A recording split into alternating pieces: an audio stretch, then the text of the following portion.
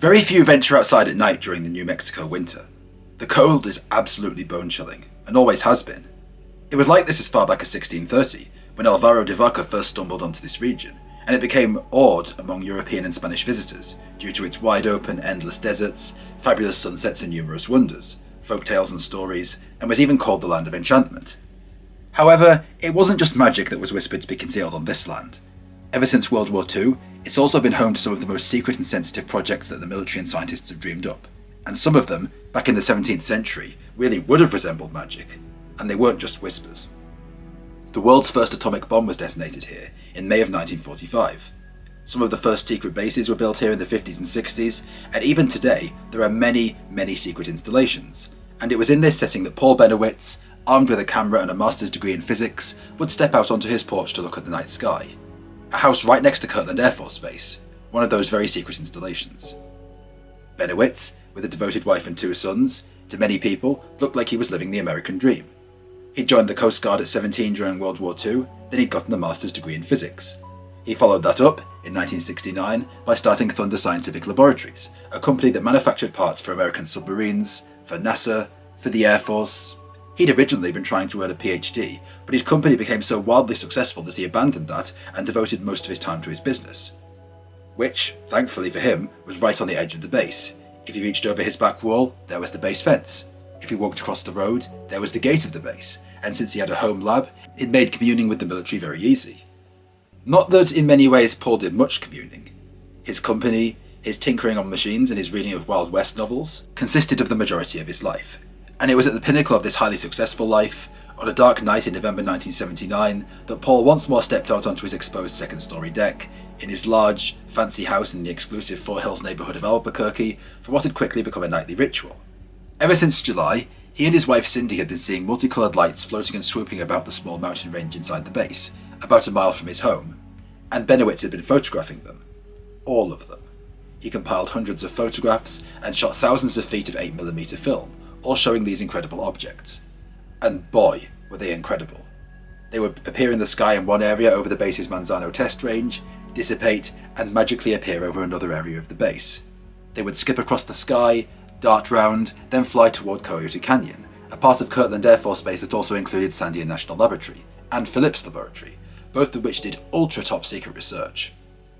Paul, as you could imagine, was incredibly worried about this. He hung the flag high, he was a patriot of his country, he believed the lights may well be foreign in nature, and he wanted to know what was, or not, being done about it. So he decided to make a call. When Base Security Commander Colonel Ernest Edwards was sitting in his office one afternoon, the base operator claimed there was a call from someone who wanted to talk about a, quote, serious security problem. Before he could decide on whether this was serious or some kind of prank, Paul Bennewitz was on the line, telling the base commander all he knew about the mysterious lights in the sky. Edwards, very interested indeed, passed Paul off to a man he told the National Security Agency representative was his drug man, Air Force Special Agent Richard Doty. One of Rick Doty's duties on base, as a member of the Air Force Office of Special Investigations, was to check base personnel for illegal drug use, since the Air Force Office of Special Investigations deals with base security. But trust me, this was one of Doty's minor assignments. The AFOSI has jurisdiction over all criminal and security investigations at Air Force facilities, and as such, most AFOSI agents have to carry a high security clearance, at all times. This is because they need to know all kinds of classified information, simply because they need to know what they're protecting on base. Bennewitz asked if he could come to the base to give a briefing. Doty, politely, suggested he could go visit Bennewitz at work, and requested a small tour of the place. Purely, he alleged, a friendly tour, nothing more. But it was partially true. He knew nothing of Paul, and it would be good to build a rapport with him. Doty visited Paul at the door of Thunder Scientific Labs, looked over all the products and projects, then asked Paul what he discovered that warranted the Air Force's close attention. Paul then described the strange lights he was picking up, and that he was picking up strange signals from the base. Doty seemed rather alarmed by the radio signals, and this isn't just the impression of Paul, it's proven, because when he returned to the base, he wrote up a report recommending that a meeting be scheduled with base security officers, scientists, and other command-level personnel, and the NSA immediately asked him to go to Bennewitz's house to see his operation firsthand. Bennewitz, rather naively, was absolutely delighted at the interest, forgetting the old phrase that nothing's more terrifying than "I'm from the government and I'm here to help," and readily agreed to this arrangement. The Air Force was now calling him, so he had to be onto something big, and Doty, as agreed, arrived at Paul's house, along with physicist Lou Miles, chief scientist and director of the Kirtland Test and Evaluation Centre, who was a former consultant for Project Blue Book, and a man who knew the famous Dr. J. Allen Hynek. On October 29, 1980, Dulce and Miles arrived at the Fort Hills neighbourhood and were greeted at the door by Bennewitz and his wife, and were shown inside the home. And their eyes widened. All around the room, transformers hummed, a reel-to-reel tape recorder played, there were oscilloscopes, meters, speakers. Dulce's first thought was, "Oh God, what if this dude's a spy?" But he didn't have long to muse over it, because Paul was soon laying out glossy 8x10 prints on the table of his findings and giving Dulce and Miles a tour of his homemade radio receivers, his antennas pointed at the base, and his analysing equipment, then taking them out back and showing his view, glad, he thought, to be doing something patriotic for America. Miles noted that Dulce was occasionally hanging back and letting him talk privately with Bennewitz. He appreciated this courtesy, but Dulce had not suddenly taken a page from Emily Post. Instead, he had a small, tiny spy camera, and he was busy thoroughly snapping pictures of the house, the equipment, the photos and all other things, to be given to command. When they returned to Kirtland, Dulce wrote his report, and soon, Paul was called personally by Colonel Edwards so he would come and please give a briefing. Paul was ecstatic. He was absolutely naively elated. Finally, the Air Force, someone, was taking him seriously, and, practically dancing with delight, 15 days later, in the early morning of November 1980, Paul drove onto the grounds of Kirtland Air Force Base with his photos, films and recordings. As he stepped into the meeting room, he shook hands with Brigadier General William Blocksher, 4 colonels, 2 AFOSI men and a couple of scientists from the Air Force Weapons Lab, which is in Kirtland, and they listened to Paul give his briefing. And boy, did Paul give his briefing.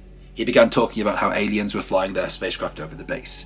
He began talking about alien intruders. He began talking about a potential alien invasion, and later, former NSA employee Thomas Dooley, who was assigned to check information security at the base on a couple of occasions, was told by one of the men who were there that as Bennewitz made his presentation, officers started to leave, so that in the end there were only a couple of them left. However, if you may be thinking that all were disinterested, the very, very opposite was true. Several stayed, especially those close to the NSA, listening in on what Paul was saying. And sometime after the meeting, the unprecedented decision was made that Paul would not be asked to cease and desist at all. The photographs, and in particular the radio signals, were very, very interesting to them. The AFOSI, on the NSA's behalf, wanted to find out exactly how he had found and recorded them, and in fact they even funded him, granting Paul a $75,000 grant for a research and development study into the strange mysterious objects, and Paul got to work. He began constantly photographing the objects and giving the photos, at their request, to the NSA and Air Force via the AFOSI, often not even keeping copies. He took endless reels of film, he continued to watch the sky with all kinds of high-tech equipment, and he continued to intercept strange, fascinating signals, which he now began to decode with a hexadecimal code he'd written himself. And soon, via the aid of a computer, the famous Air Force UFO researcher Dr. J. Allen Hynek proudly came to present to him in person.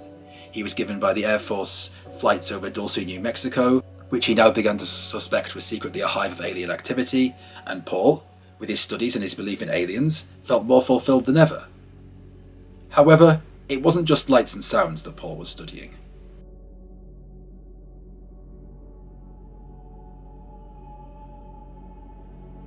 The New Mexico State Police Office received a strange telephone call on May 6 of 1980. The desk sergeant heard a frightened and confused voice on the receiver, describing a weird experience the night before. All he could understand was that something had happened involving incredibly bright lights, herds of cattle, and the female caller's fear that she might have seen some strange, quote, people abduct her. The officer asked her name. "I'm Myrna Hansen," she replied. "Can you help me?" And she went on to describe a bizarre experience with a strange flying light and mutilated cattle. The officer thought he definitely could help her indeed, and so put her through to Gabe Valdez. Ever since summer of 1975, Gabe Valdez, a highway patrol officer, had been investigating the mysterious, disgusting, appallingly brutal murders of cattle all around New Mexico, and Valdez was no fool. He had been decorated with the Officer of the Year award, had decades of experience, and was regarded as a tenacious and expert member of the law enforcement community, with a reputation for utter thoroughness. Valdez, however, was thoroughly baffled by the things that were going on. People were finding animals left dead in their fields, in gruesome situations. The animals had been cut into by lasers, so precise that in some cases cells had been separated minutely, vital organs had been removed, and they had been almost completely drained of blood. Skeptics just said, "Pfft, predators," but ranchers and Valdez emphatically disagreed. Predators wouldn't drain the blood, nor would they attack livestock close to a human habituation, and furthermore, there were never any canine, or indeed, human tracks around the corpses. Predators refused to go near the carcasses, which, on some occasions, were sometimes poisoned so badly that dead insects littered them all over. Even more weirdly, on one occasion, Valdez found a gas mask at the scene. On another occasion, what appeared to be some sort of measuring device. On another occasion, radar chaff, once stuffed in a dead cow's mouth. Many of the cows had ligature marks on one hind leg, indicating they had been lifted by a rope or cable. Valdez, due to all this, and the presence of black unmarked helicopters in the area, sometimes seen spraying the sites, solidly believed it was a very mortal, very human force involved in all of this. But once he heard Myrna Hansen's story, allegedly involving small aliens, mutilated cows and hovering lights, he was so fascinated, and wondered if there wasn't some kind of ET link, that he got his known UFO enthusiast friend, who he'd met at a cattle mutilation meeting, Paul Bennewitz, on the line. Paul said yes, he could help, and what's more, he could get a professional psychologist to help too. Myrna and her son were driven some 200 miles to the Bennewitz home, given a room there, and Paul began to delve into the encounter with her. There seemed to be some kind of block, however, that was preventing her testifying. Even after intense questioning, Paul still couldn't seem to get past certain parts in her story, as if they'd somehow been blacked out. He thought that a trained mental health professional might be able to help, and he was a member of the Aerial Phenomena Research Organisation, or APRO, and APRO director James Lawrenson suggested a call to Leo Sprinkle, a psychologist and tenured professor at the University of Wyoming who had been investigating UFO contact cases for over 10 years. As such, Sprinkle flew to Albuquerque from his Wyoming home on May 11, then put Hansen under hypnosis. However, there was an issue. Bennewitz and Hansen both wanted to do the hypnotic regression, but they wanted to do it in Bennewitz's Lincoln Town car, parked in the family garage, with the windows all sealed up with tinfoil, because the aliens were allegedly beaming some kind of rays at Myrna, and they were controlling her unconscious mind. To Dr. Sprinkle, it was obvious that Paul had been planting dangerous ideas in her mind, which was all the more receptive due to the 200-mile drive, the fear and the confusion. He was absolutely flabbergasted about the location, but doing the hypnotic regression in the car, he said, seemed to make them both feel better, so he went along with it. As such, not knowing what the hell was going on, he lay Myrna down in the back seat, then hypnotised her, and out came the story. And boy, what a story. They were driving their car, and then, suddenly, stumbled on something they shouldn't, and were enveloped in a bright light. Quote, "I'm driving. My son's right there in the car, talking to me. I'm half tuning him out. The light is so bright. I feel it's coming in on me. I stop the car and we get out. This isn't real. It can't be happening. What is it? There's another one. The bright light is confusing. I want to leave, but I want to see what it is. My son wants to leave, but I've got to know what's going on. So much commotion. They're landing. Oh God, cattle are screaming, but I've got to know what it is. The light is so bright. It's orange. I want to see them. I want to go to them. I'm out of the car, screaming of the cattle. It's horrible. It's horrible. Incredible pain. I still want to go to them, but they're mad." She was driving home to New Mexico from a trip to Oklahoma on the evening of May 5 and expected to arrive home at about 9 p.m. But instead, it was almost 1 a.m. when they got home. And as she went deeper into the trance, she wondered if she hadn't found out why. She recalled being taken up into the alien craft after it abducted the cow, being undressed, examined, then taken to the side of some kind of mesa, where a human man in a military uniform led her into some kind of passageway.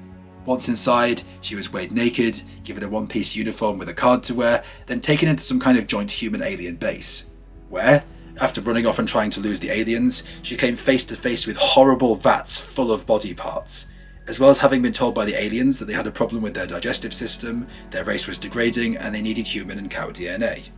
And that she'd been implanted with a chip, before her car was set back down. Sprinkle, on Paul's deck, discussed his feelings with Paul and left. But when he returned on June 3, 1980, boy was Paul changed. Paul opened the door with a pistol on his hip, and a rifle in his right hand, telling Sprinkle that the aliens could come swarming over the walls at any minute. He was obsessively paranoid, feeling the aliens were coming for himself, Myrna or his family. Sprinkle remembered, "Between May and June, his demeanour, his reaction to me, his attitude and his take on the whole situation were much different. His attitude toward me as a colleague had changed. Now they were threatening him, and might be in his house at any minute. I tried to discuss it with him, but it wasn't discussable. The stuff that came out during the second session was scary enough that not only Bennewitz thought the aliens were a threat, but Hansen felt that way too. When I suggested they go public with this information, they looked at me like I was not only weird, but immensely wrong. It was a short session, then a quick goodbye. Sprinkle hopped right back on a plane and never came back. Bennewitz, however, was more convinced than ever that something malevolent and weird was afoot. The unidentified signals he detected had to be part of the equation, he thought, since they seemed to coincide with Myrna's growing fear and difficulty in remembering some details. The fact that maybe living with a paranoid man who was obsessed over aliens and believing they were about to swarm over his walls, and had a secret underground base at nearby Dulce, might be making her paranoid and weird didn't seem to deter Paul. He began looking for a more sympathetic abduction researcher and hypnotist, and found one in engineering professor James Harder. Harder and Bennewitz then began shifting Hansen around all over the area, convinced that, quote, rays from the aliens were affecting her mind in the hypnosis sessions. The aliens didn't want him to know anything. He had to find out more. They didn't seem to consider the possibility that Hansen may be delusional, or maybe projecting false memories to mask a traumatic experience, or even lying about certain parts of it. Nope, they soldiered on, and Bennewitz began to craft some very reputable ways of blocking the so-called alien signals. There's a device out there, called the Faraday cage, which effectively protects anything inside it from most radio waves and magnetic signals, but these two's non-existent budget couldn't afford it, so other scientific methods would be tried, and they tried a lot of them. They tried hypnosis in cars, hypnosis in hotel rooms, hypnosis in basements, and finally ended up with the penultimate in science. They lined the underside of an umbrella with tinfoil and hypnotized Hansen underneath it. And Paul now believed he had the perfect technique, describing in detail in a letter to Jim Lorenzen of Outpro his technique, which I quote, "These beams have been measured, and we are now getting a handle as to what they may be. If you could possibly observe the following precautions in any of your present and future regressions, your data will be more accurate. 1. Use as many different expert psychologists as possible. 2. Do not regress unless A. There is an unbiased witness acquainted with the process present, taking verbatim notes if possible. B. The regression must be done in a shielded enclosure. The best options I'm aware of are 1A. An automobile in a garage. Use 3 layers of heavy aluminium barbecue 32 type foil to cover all windows. Ground to the chrome trim around the windows thoroughly. Masking tape can be used to hold it in place. Precaution, do not ground the auto. 2A. The very best option is to use an X-ray room. It is lead shielded, a 2-story or larger building where the room is totally shielded. Not a 1-story building, because generally the ceiling will not be shielded. Inspect and make sure the room is shielded." A curious postscript to this letter advises abduction researchers to place an EKG electrode on the right inside middle forearm. Our most recent regression tapes indicate no alien interference when using this method in a hotel room. Use a banana plug and heavy wire to ground to room outlet hotel ground system. So now we have it. Paul Bennewitz and his friend taking Myrna Hansen to hotel rooms and plugging her into an electrical outlet while holding up an aluminium foil-covered umbrella as she was hypnotized. No wonder Jim Lorenzen would later claim Paul was prone to making great leaps of faith based on incomplete data, and no wonder Myrna was increasingly nervous and frazzled. And no wonder, when Paul went to give his briefing at the Air Force, he started rambling frenziedly about aliens, abductions, and implants. But it does not end there. No, no, no. Paul believed Myrna had an implant lodged in her. More quotes. The implants are inserted at the time of contact, taking apparently, at most, approximately 15 minutes to complete.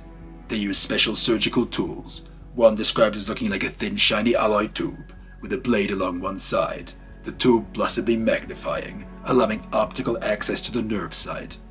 It is possible that it ties into the media lemniscus by feedback, which branches up into the thalamus and thalamic nuclei, the integrator for all normal sensory functions of the mind and body, and suspected to be controlled by the alien.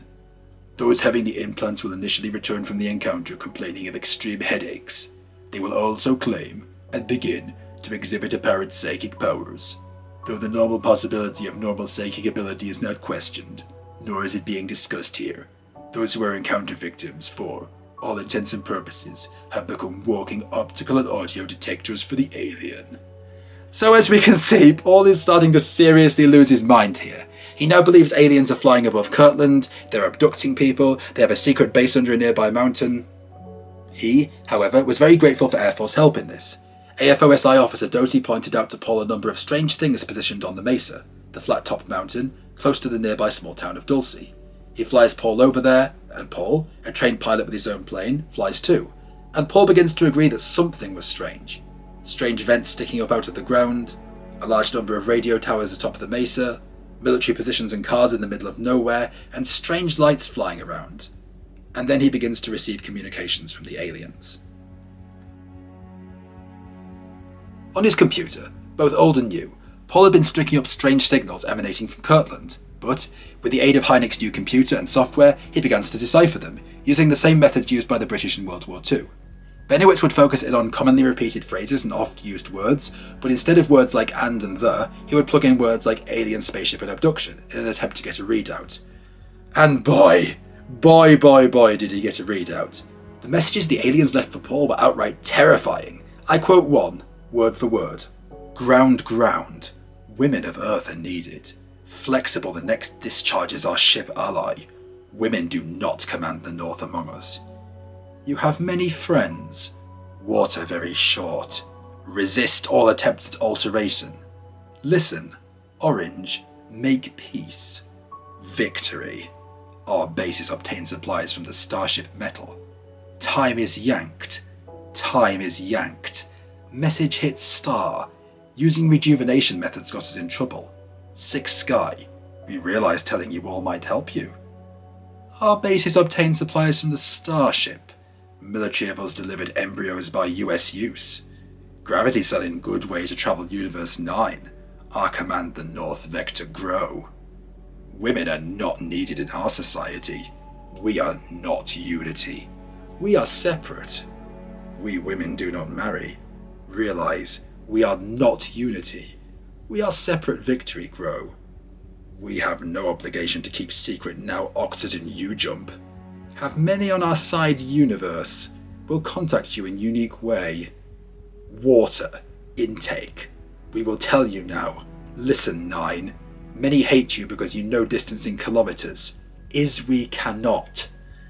Tell military of the US making humanoids. Reason for hate is you are good. We trust you. Take vast portion universe against our aggression. The number of our crashed saucers is 8. Nerve you we realize telling the truth. Jump. Opposite. Alien forces mean no help to you T-metal. We come invisible, keeping change. We will not join sides with anyone. Aught our race is dying on the home planet. Message. Absolutely terrifying, and it's no wonder that Paul was losing his mind, what with the strange sights and sounds at Dulce, the signals, the alien messages, and, much to his distress, different parts of the government seeming to help him, while others rejecting him. The Air Force was funding him in private, while refusing to acknowledge his claims in public. The NSA, CIA and other branches of the security state, as seen by suspicious people renting the house about opposite his, and cameras pointed from the windows toward him, were surveilling him. The White House and other institutions refused to acknowledge the alien threat, and we can clearly see the strain it's putting on Paul from this letter sent to one Captain Harris, Assistant Chief of Staff for Air Force Intelligence at the Pentagon. Your request as to suggestions I may have to possibly provide an official answer to the present dilemma is attached in a very brief briefing report, based on the personally funded study I began in July of 1979, and what is known to date. As to the references, as indicated, I did, at the outset, give 2 flight command briefings here at Kirtland, with all of Wing Command present, at the commander's invitation. Throughout this detailed analysis and study, I have kept the data reasonably covert for obvious reasons. However, copies of this letter report, along with other data, have been distributed to key individuals, in the event of my demise. To make it an official part of the record at this time, I feel it necessary to point out in summary that 1. At the outset, I gave freely of information, in the form of data and official military wing command briefings, because of a deep concern for the safety of my nation. 2. I liaised frequently with OSI, again freely giving data as it became available, though I was personally financing the investigation-related costs. 3. Yet Air Force Intelligence chose to place me under electronic and personal surveillance, in addition to phone taps on all the lines, rather than come to me directly and freely discuss the situation. 4. Let it stand that in spite of this previous and continuing unjustified harassment, I am trying one last time for my total concern. "Captain, we have a serious problem here." But, ironically, Paul did feel somewhat vindicated by this surveillance. He'd befriended Bill Moore, famed co-author of the excellent Crash at Corona book which examined the Roswell case, and Moore, via contact in the Air Force, presented Paul with a fantastic document, Project Aquarius. Not only did it detail the extensive surveillance of Paul, but it also discussed the UFO phenomenon.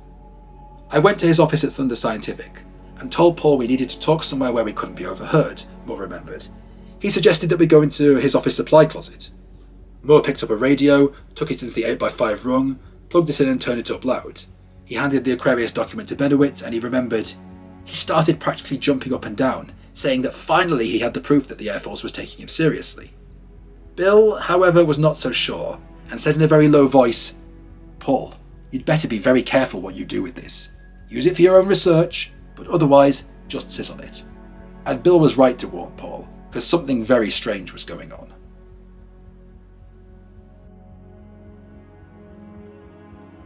After graduating with a BA from Thiel College in Pennsylvania, Bill Moore went on to do graduate work at Duquesne University, and then at Moreland State University.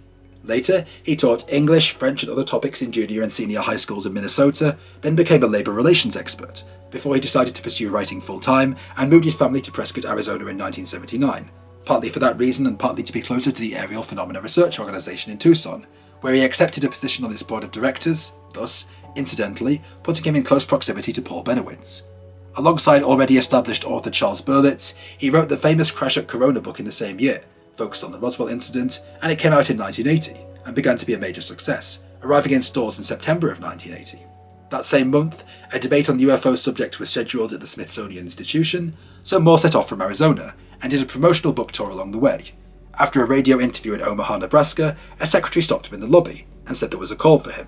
The voice on the other end identified himself as a colonel at nearby Offutt Air Force Base, and cryptically said, "We think you're the only one we've heard that seems to know what he's talking about," asking Moore if they could meet. Moore, who was busy, said he'd take him up another time, but it wasn't to be. On the return trip, after another interview in Albuquerque, Moore was again requested at the switchboard, and another voice said, "We think you're the only one we've heard that seems to know what he's talking about." That did get Moore's attention, and he agreed to meet at a local restaurant with a man who would be wearing a red tie. The thin, bespectacled man turned up exactly on time, hint of Eastern European accent included, and they sat down in the restaurant and began to talk. And boy, did they talk. His new acquaintance told Moore he represented a group of intelligence agents in the US government who were tired of the secrecy surrounding UFOs, and were eager to release more accurate information to the public. They wanted to do this, however, through a reputable researcher. Would Moore be interested?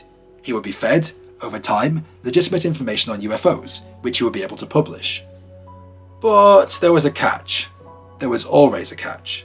To get the UFO information, he would need to give them UFO information on his fellow researchers. Moore was a little conflicted on this, but, however, thought it would be for the best. If he could burrow his way into the Matrix, getting his hands dirty just a little bit, it would all come up in value, right? He could break the conspiracy open and be a hero. So he agreed, and one of his first assignments was to go befriend Paul Bennewitz, working under the supervision of Richard Doty. It was Bill Moore who was supplying much of the information to Paul, via Doty, about the aliens, and it was Bill who gave Paul the so-called Project Aquarius document. This document, in its pristine condition, was only seen by Bill Moore in the offices of the AFOSI, and once again in February of 1981, when he was handed a heavily edited and rewritten version and told to give it to Bennewitz. Knowing it contained many lies, Moore gave it anyway. At one stage, he also gave Paul a mysterious letter and attached note with regard to a Project Aquarius in October of 1984.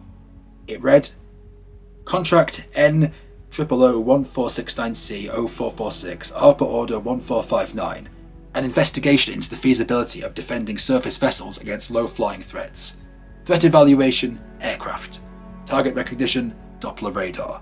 Direction funding, velocity, azimuth, angle of attack. Radar transmitters, radar receivers, early warning systems, high-frequency computer programs, algorithms, numerical analysis, pattern recognition, low-altitude aerial targets." This interestingly also referred to a quote Project Maybell, which ran from May or June of 1970. In the mid-1990s, Computer UFO Network members Chris Lambrecht and Dale Goody, via Freedom of Information requests, unearthed documents referring to an NSA over-the-horizon radar system that was under development in the 70s, through the combined efforts of the Defense Advanced Research Projects Agency and the Office of Naval Research. The project was known as Maybell, and used high-frequency radar to protect naval vessels from low-flying planes and weapons by bouncing the radar signal. It had nothing to do with UFOs. So why then was it included? Either way, the inclusion of all of this, by 1989, had completely burned Bennewitz out. And not only had it completely burned him out, but he'd literally gone nuts. Now he was not only claiming the aliens were climbing in through his windows at night and injecting him with strange chemicals. Interesting that Moore once saw a ladder against the house, out of the iosphere. But because she was trying to dissuade him from continuing, he now believed his wife was alien microchipped and began sandbagging the house. He finally had a complete and utter mental breakdown. Bill once saw him smoke 28 cigarettes in 45 minutes, and was committed to an asylum for a few months. Once released, his family kept him mostly isolated from anything UFO related, and he died in 2003, aged 75, still believing he was onto a massive UFO cover-up. Even in spite of everything that was uncovered long before then, because in 1989, Bill Moore, racked with guilt, and at the expense of his own career, came forward and did a massive mea culpa. He admitted, had willingly helped feed disinformation to Paul, through Doty, that had helped discredit Paul and drive him insane, as corroborated in a 1992 Monroe Research article, which can be found in the CIA archives, which claims Moore and Doty were responsible for a disinformation campaign against Bennewitz. But before that article came out, Bill Moore himself came out at the 1989 MUFON convention and gave this speech. Rick is not the man you're after. It's the person in the control position that's important here. And as far as I'm aware, no one outside of my project has any idea who that person might be or what his motives are. In any case, it was Falcon who sought me out in September of 1980. And it was Richard Doty, then with AFOSI at Kirtland Air Force Base, who soon came into play as the middleman in that process. Shortly thereafter, it became apparent to me that my supplying information to the government through Doty on the activities of Paul Bennewitz, APRO, and to a lesser extent several other individuals was to be a part of this equation. I also discovered that whatever it was that Bennewitz was involved with, he was the subject of considerable interest on the part of not one, but several government agencies. So it's clear now that Bill was responsible for a lot. For passing on the Project Aquarius document, a document edited with disinformation to look like Paul's claims about aliens were legitimate, while including the very real information about the surveillance to make it more credible. He also, in repeated meetings, reinforced Paul's claims of UFOs flying in the sky near his home, while reporting on everything Paul was doing to Doty, and maybe helping himself to some of Paul's photos in the process, as well as giving Paul the Project Maybell memo. Doty even claims that Moore was paid for this, since he was in financial and legal difficulty due to a lawsuit filed by one of the Apollo astronauts regarding some content in his book, and had had his marriage break down. Bill, however, confessed to it, and exposed the plot, and the Air Force, he claimed, had been constantly feeding Paul a huge amount of disinformation. So, when he went public and tried to contact the media, various senators and various officials, not only would it undermine his reputation, but also drive him mad. And that was the exact intention, to drive him mad. He also claims that famed scientist Dr. J. Allen Hynek, immensely respected among UFO researchers, had confessed to him that the reason why Paul was getting all these alien signals on his new computer was that he had supplied the computer to Paul, and it was meant to give those signals. It was meant to give false alien signals, sounding like they were coming from aliens, and that those signals were being beamed from across the street by the NSA. But why? Well, because what was on the base was so secretive, so utterly secretive, they would rather have people like Paul believe it was aliens, and to shut down any alternative theories. Rick Doty has confirmed that the computer given by Dr. Hynek was meant for this purpose, and has confirmed the disinformation operation. Kirtland Air Force Base was, at that time, as he and others have also confirmed, home to the largest storage area of nuclear weapons components in the Western world. Sandia Labs and Phillips Labs were working on some of the most sensitive and advanced defense projects in the country, and the NSA honeycombed the area with its projects as well. The reason I believe why they continued to disinform Paul can be ascertained in two single stories. On one of his daytime visits at the Bennewitz homestead, Bill Moore had been talking with the scientist on his view deck. Bennewitz said, "I see you have your camera with you. Try this. Set the shutter speed on 1000 and point it over there at Mazzano. Take a few pictures. After you get it developed, tell me if you find anything." "Why?" Moore asked. "Just do it," replied Bennewitz. "I've had some really weird findings show up on my pictures." Moore did as asked, and he was startled to find the image of the Manzano Range with a strange tube of light surrounded by a vapour-like haze streaking straight up from it. And it later emerged that Starfire Optical Range, also behind Manzano Mountain, near the Bennewitz home, used a high-powered laser to calibrate their adaptive optics system for sighting enemy spy satellites. The streak on the side was only visible from 1,000th of an exposure setting, and Paul had discovered it. Furthermore, when Dulce, Dr. Fugate of the Starfire Adaptive Optics facility, and a few others once sneaked into Paul's home, they checked out some equipment Paul had cobbled together to measure magnetic fields across a range of frequencies, and Fugate thought the machine was amazing. The government hadn't figured out the secret to this kind of measurement device, but Paul had pulled it off with no more than a few $1,000s, so much that they actually reverse-engineered the machine without his permission. Furthermore, other NSA scientists discovered that Bennewitz's so-called alien signals weren't picking up UFOs. They were picking up one of their newest systems for the encryption of multiple signals on a single carrier wave, which was undergoing testing at Kirtland, and Paul was on the way to decoding it. In other words, Paul was stumbling onto all their secrets, was very patriotic, could expose them, the government panicked, and it so disinformed him. And boy did it disinform him. Not only did they go into his house and move things around, further driving him mad by making him believe it was the aliens, but they staged a massive disinformation campaign that encouraged Paul's belief in Dulce. They improved small roads all around the mesa and airlifted old equipment up there. They placed storage tanks, shacks, engineless jeeps and sheds up there. A small area was even cleared for helicopter landings. Doty even claims fake air vents were positioned around the mountain, sticking up out of the ground to make it look like there was a base under there, and that Fugate came up with a method for projecting saucer-like shapes onto clouds in the area via searchlights. Kirtland Air Force also rang up the Fort Carson military base in southern Colorado, and inquired if they still conducted training missions in the Dulce area. No, they said, but they wouldn't mind cranking it up again. The Army was given further encouragement by an Air Force officer to cover at least some of the cost of these extra training exercises by filling out expense vouchers. Faced with this huge gravy train, the Army Infantry and Delta Force began training there again, with Paul encountering it, and the AFOSI telling the military it was part of a disinfo campaign against the Russians, further making Paul believe that some branch of the government had a secret deal with the aliens, and that a joint alien-human base existed beneath Dulce. And of course, every good bit of disinformation is based on fact, because there really have been strange lights seen up there, there really have been cattle mutilations, and there really has been military activity, although these days the cattle mutilations have been traced to secret tests done to test the radiation in animals due to a nuclear explosion that was conducted in the area in 1967. And also, there have been suspicious ranches up there, owned through multiple shell companies in classic CIA style. Even Myrna Hansen's story is shady. Many people cling to Myrna Hansen's story to claim it really must be aliens, but even that story is shady. Gabe Valdez's son later commented as follows: "It is a possibility that the Myrna Hansen story was also part of a disinformation campaign. I will go out on a limb here and say that the story of Myrna Hansen was probably a well-orchestrated hoax because of a very important fact: the listening device is found in my dad's house. The government heard all the conversations on the phone between my dad and Bennewitz, so such a hoax would be relatively easy to accomplish.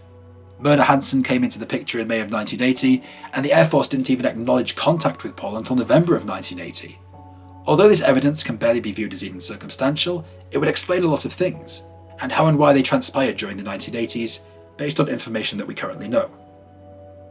To me, the Paul Bennewitz case shows just how depraved the American government has become. Paul was a patriot of his country, who genuinely cared and believed he was doing the right thing for them, but what did they do? Was their automatic reaction to tell him, Paul, as a patriotic military man, you should back down? No, even though he would have done so. Their response was to lie, to obfuscate, to cheat, and to literally drive a man mad, a living human soul, all in the name of projects. And yes, national security is important, but Paul would have backed off if he was told, and it says a lot about them that their automatic response was to assign people to befriend him, backstab him, lie him, and cheat him. But what do you guys think? Did any of you know Paul? Were any of you involved in this project? Do any of you have any thoughts? Please post those in the comments section below. Don't forget to like and subscribe, hit the bell notification so you don't miss anything, and stay tuned for the next episode of Saucercast, and leave me any suggestion you would like me to do for the next episode. As always, thanks again.